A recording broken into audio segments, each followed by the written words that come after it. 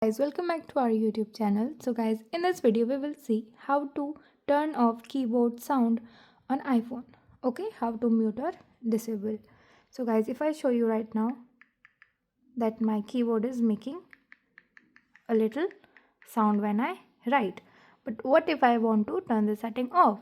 So guys, this is a very simple process. You have to go to the settings first and then scroll and then go to sound and haptics. Click on it and again go and scroll.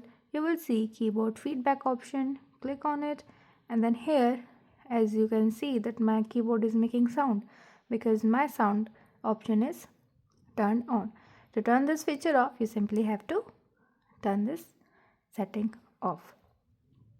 After toggling this off, again we will check if my keyboard is making sound or not. So guys, as you can see, there is no sound and there is no volume that I'm feeling when I'm writing on keyboard. So guys, this is how you can simply turn off, mute or disable your keyboard sound on iPhone. So guys, this is all. I hope this video helps. Thanks for watching.